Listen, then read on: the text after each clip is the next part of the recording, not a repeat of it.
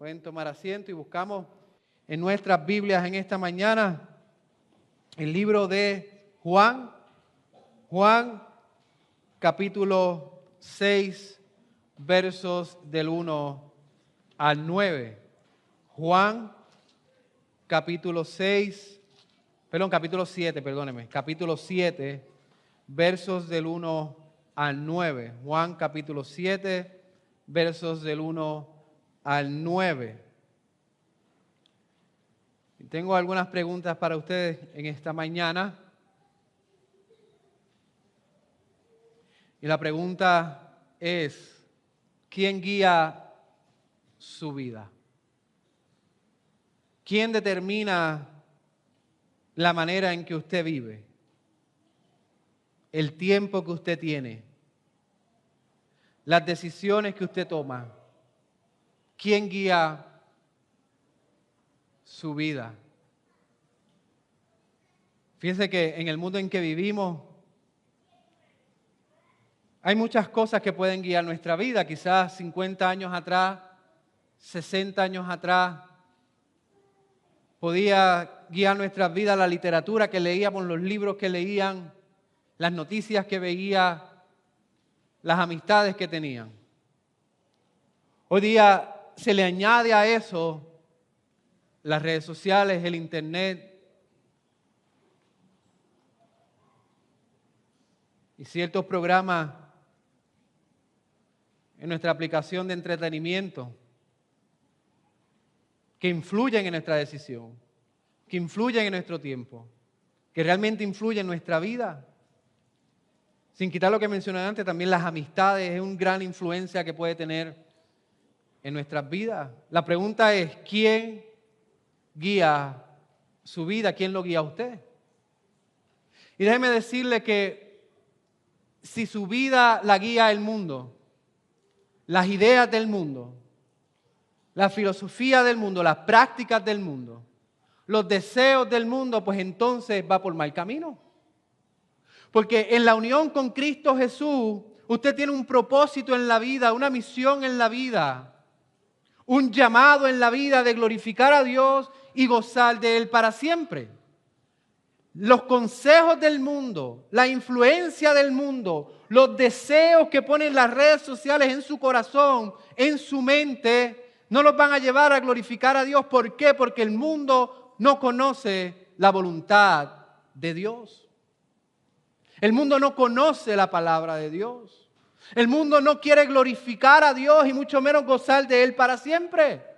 Entonces la pregunta es, ¿por qué hemos dejado que el mundo en ciertas ocasiones guíe nuestras decisiones, maneje nuestro tiempo, influya en nuestros deseos? En esta mañana vamos a ver cómo los hermanos del Señor Jesucristo, en cierta manera, querían influir en Cristo para que saliera y se diera a conocer cuando realmente no era el tiempo de Cristo hacerlo. Así que nos ponemos en pie y leemos Juan 7, versos del 1 al 9. Dice: después de esto Jesús andaba por Galilea, pues no deseaba andar por Judea porque los judíos lo querían matar. La fiesta de los judíos, la de los tabernáculos, estaba cerca. Por eso los hermanos de Jesús le dijeron: sal de aquí, vete a Judea para que también tus discípulos vean las obras que tú haces. Porque nadie hace nada en secreto cuando procura ser conocido en público. Si haces estas cosas, muéstrate al mundo. Porque ni aun sus hermanos creían en él. Entonces Jesús le dijo: mi tiempo aún no ha llegado, pero el tiempo de ustedes es siempre oportuno. El mundo no puede odiarlos a ustedes, pero me odia a mí, porque yo doy testimonio de él, que sus acciones son malas. Suban ustedes a la fiesta. Yo no subo a esta fiesta porque mi tiempo aún no se ha cumplido. Y habiéndoles dicho esto, se quedó en Galilea. Pueden tomar asiento. En esta mañana vamos a ver que el tiempo de Jesús fue establecido por el Padre. El tiempo de Jesús fue establecido por el Padre. Y a este tiempo pueden ponerle el propósito de Jesús fue establecido por el Padre. La misión de Jesús fue establecida por el Padre. Y he dividido este mensaje en 2 puntos. El primer punto, el tiempo de Jesús no lo determina el mundo. El tiempo de Jesús no lo determina el mundo. Y el segundo punto, el tiempo de Jesús es determinado por el Padre. El tiempo de Jesús es determinado por el Padre. Vamos a ver en el contexto en que se encuentra Jesús en este capítulo 7. Fíjense que en sus Biblias quizás arriba hay un subpunto que dice la fiesta de los tabernáculos.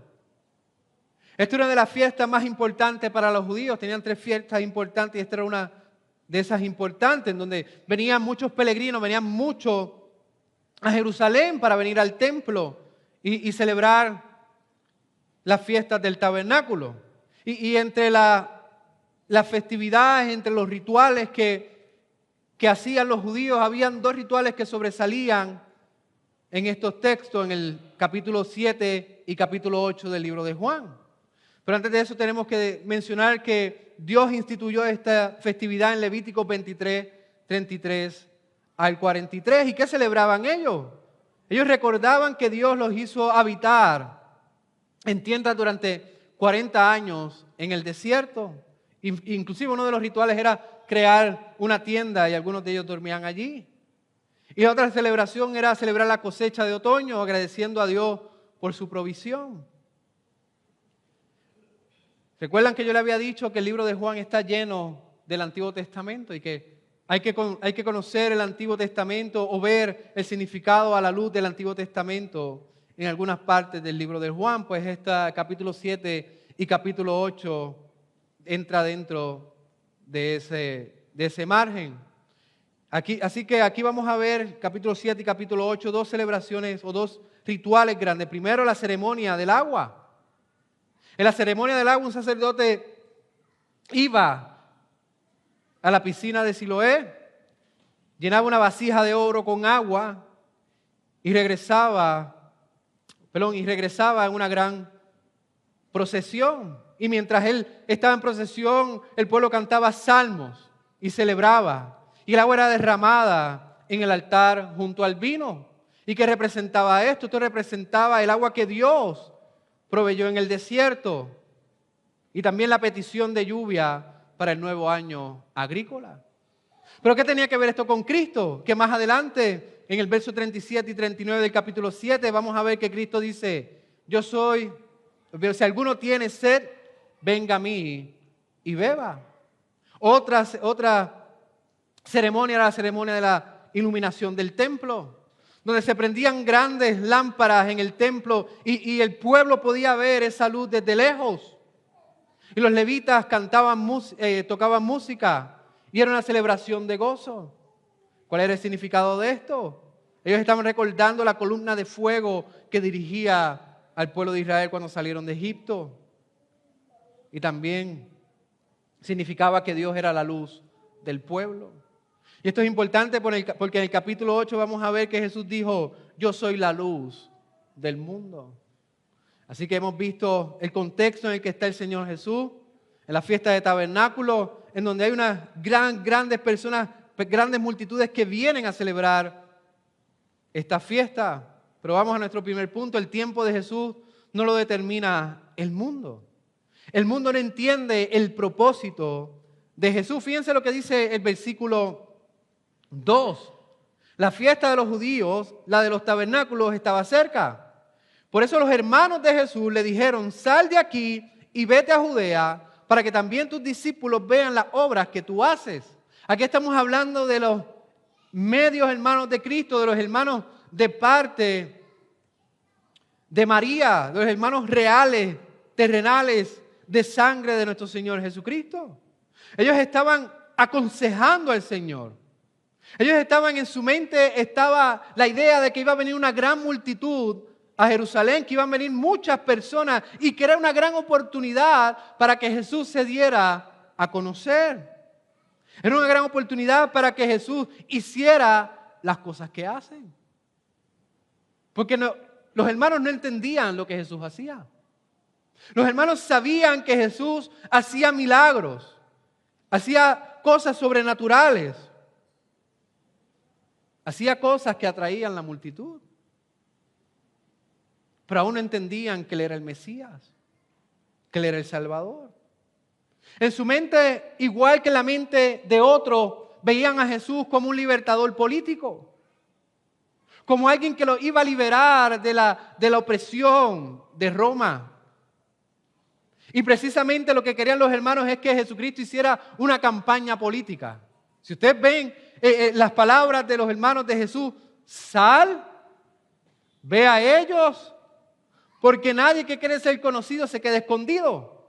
En otras palabras, la manera correcta de hacer política es salir y conocer gente. Salir y darse a conocer. Y esto es una gran oportunidad. Hay una multitud que viene. Ahora haz tu campaña, sal, date a conocer. Ese era el motivo de los hermanos.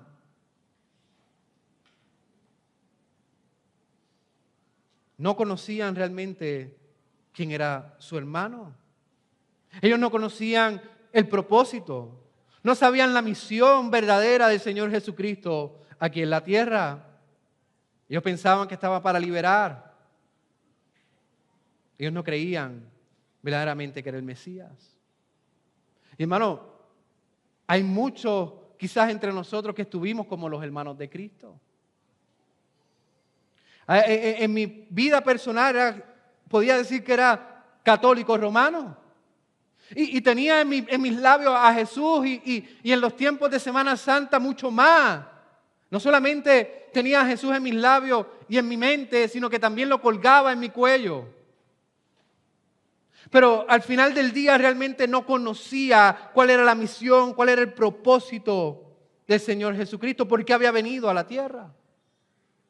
Y no solamente católicos romanos, sino muchos evangélicos hablan de Jesús y sin embargo no lo conocen. Muchos evangélicos no conocen la misión, el evangelio y el propósito por el cual Cristo vino aquí en la tierra. Muchos se presentan como personas que necesitan hacer campaña, que necesitan tener grandes números de seguidores en las redes sociales, donde creen que con un mensaje positivo cumplen el propósito. Y sí, pueden tener millones de seguidores, pero realmente Cristo no es el centro de su mensaje. Han escuchado de Cristo, pero no lo conocen. Ahora, ¿por qué los hermanos de Cristo estaban empujándolo? ¿Por qué salía esto de ellos? Porque ellos eran parte del mundo. Ellos eran parte del mundo, ellos no conocían a Cristo y no conocían el tiempo de Cristo. ¿Por qué? Porque el mundo no entiende el propósito ni la razón por la cual Cristo vino aquí en la tierra. Fíjense lo que dice el verso 5.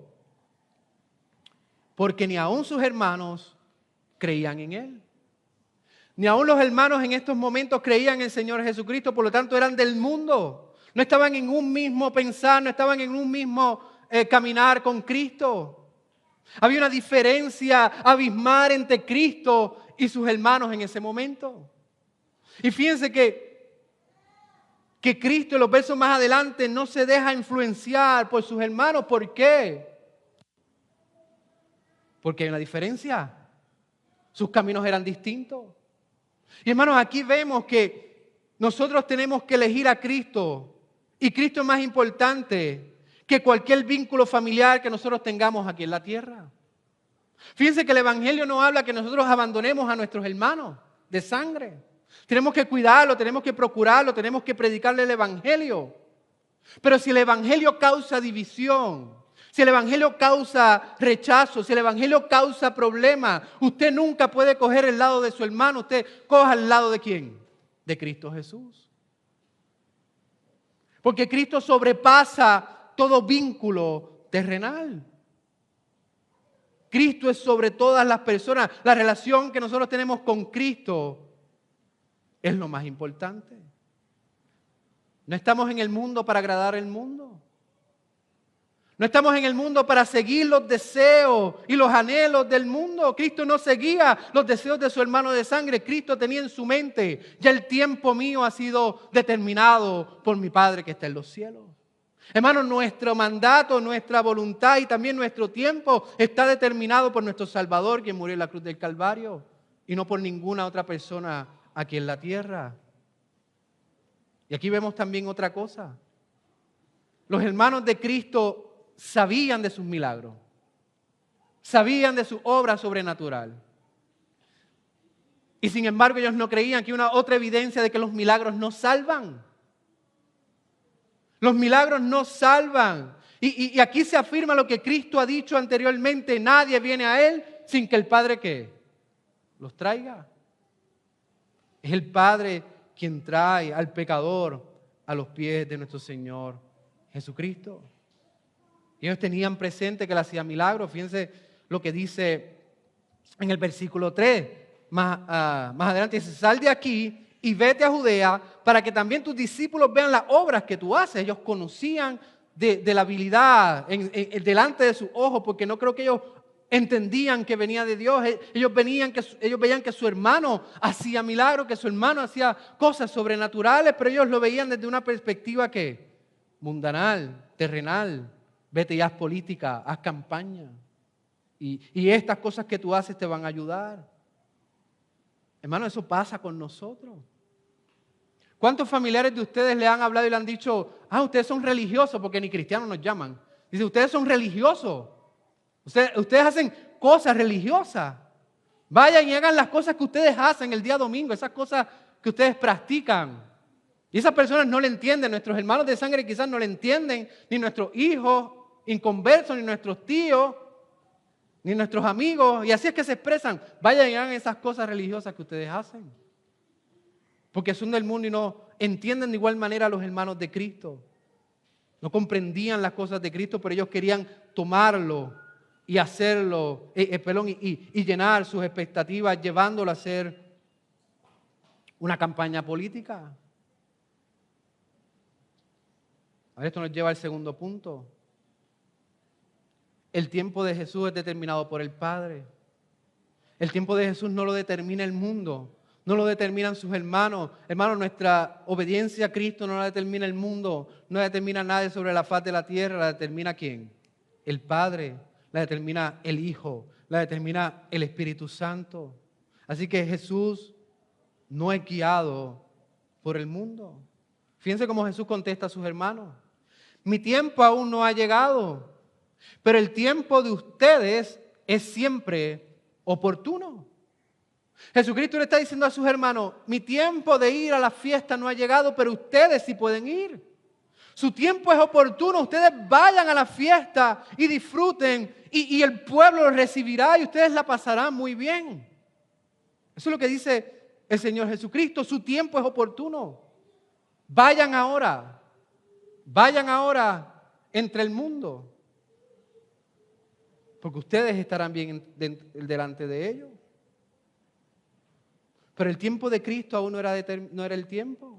Aún no era el tiempo de que Él saliera, de que Él se expusiera, de que Él se presentara como el Mesías. Ahora no era tiempo de que lo arrestaran, de que lo llevaran a la cruz del Calvario. Aún no era tiempo determinado por el Padre. Aún Él tenía que estar escondido algún tiempo más para luego manifestarse, humillarse y morir en la cruz del Calvario.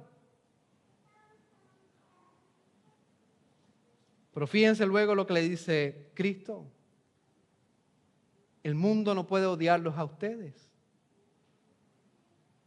El mundo no puede odiarlos a ustedes. Y fíjense lo que dice luego: pero me odian a mí. Pero me odian a mí.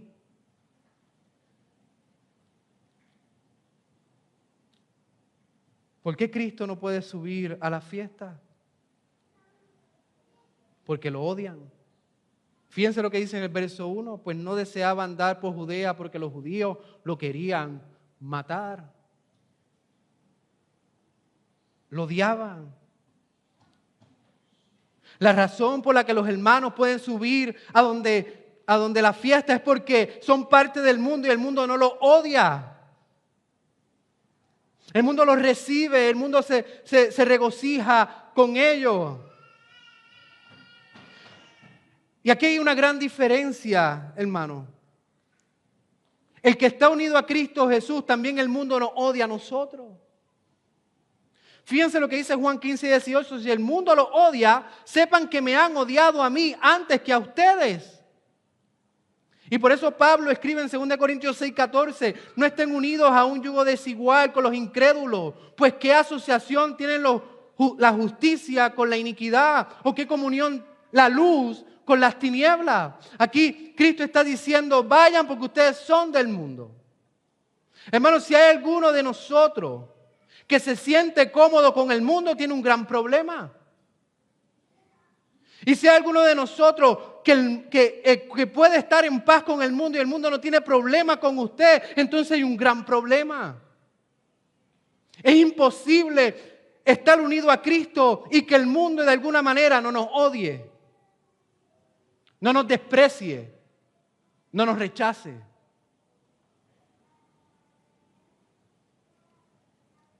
Pueden existir dos problemas por los cuales el mundo le acepta a usted. El primer problema es grande.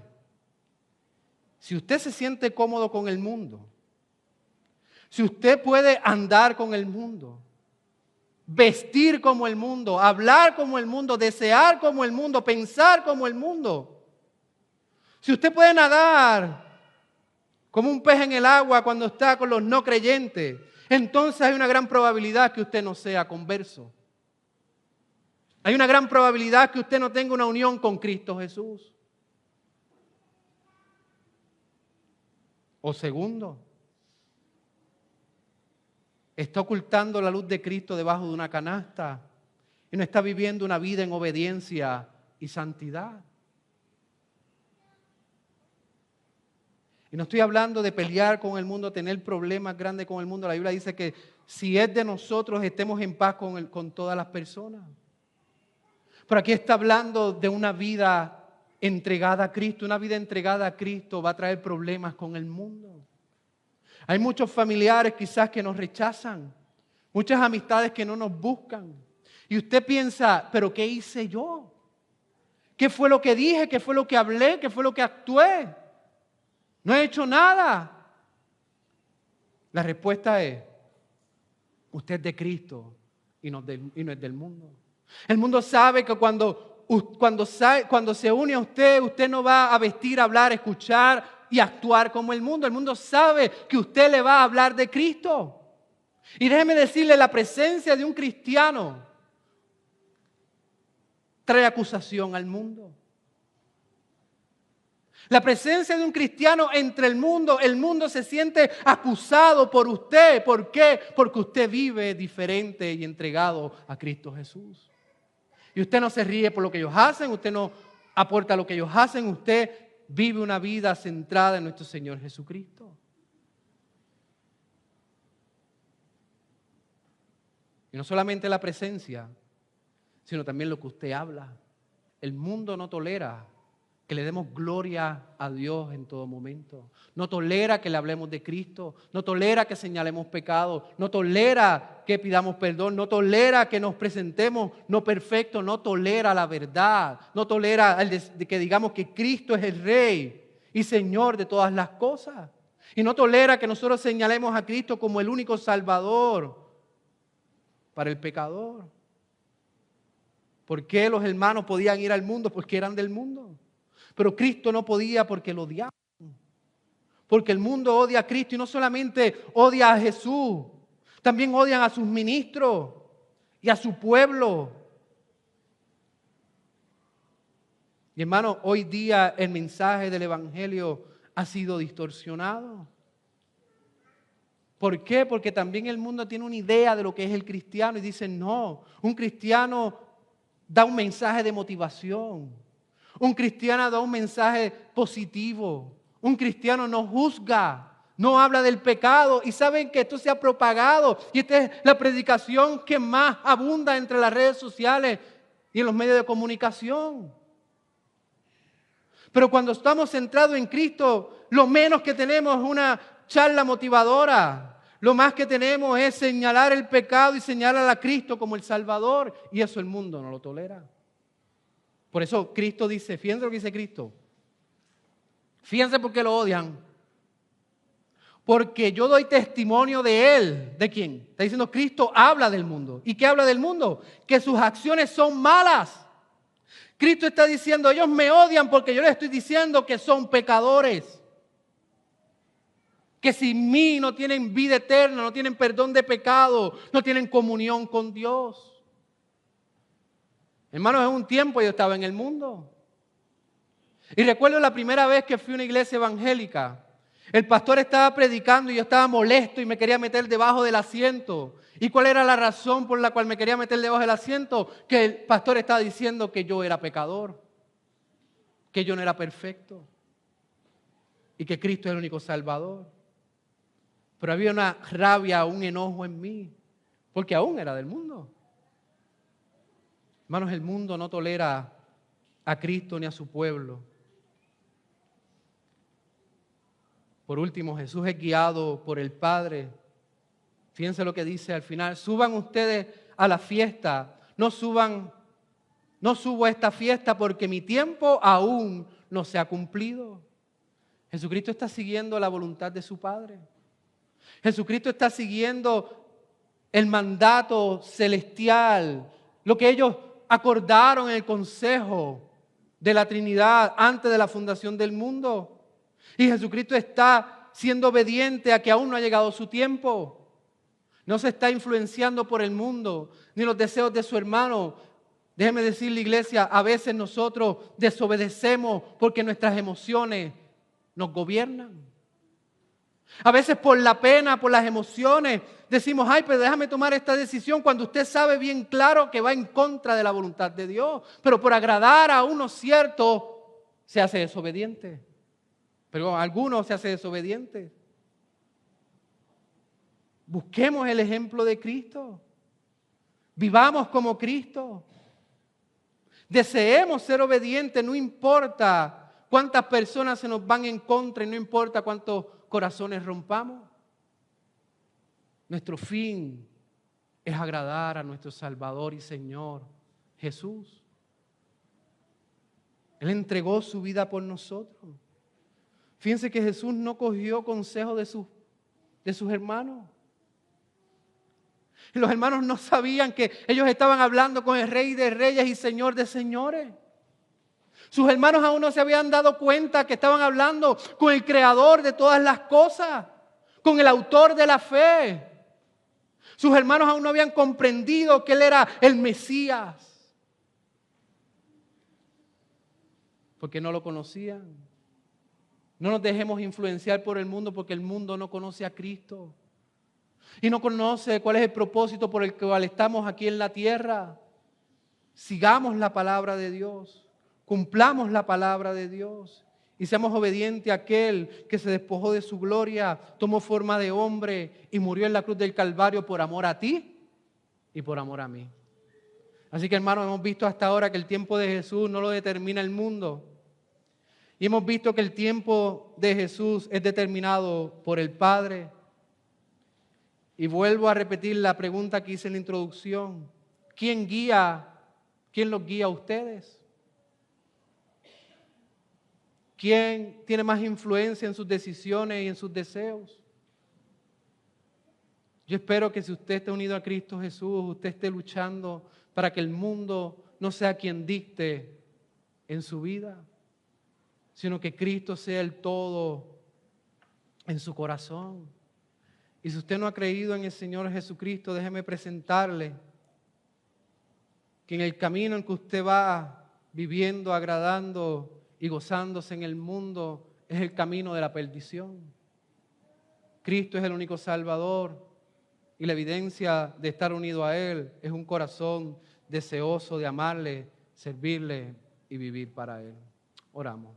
Amado Padre y Dios, Señor, gracias por tu palabra, porque es precisa, es directa. Te pedimos, Señor, que tú nos ayudes a vivir para ti, mi Dios.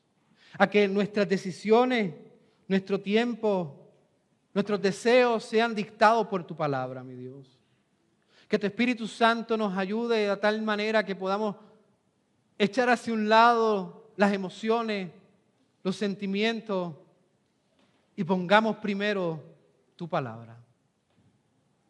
Aunque otros caduquen y otros llamados cristianos sigan el mundo, ayúdanos a nosotros a permanecer fieles a aquel que entregó su vida por nosotros. Pues te lo pedimos en el nombre de Jesús. Amén.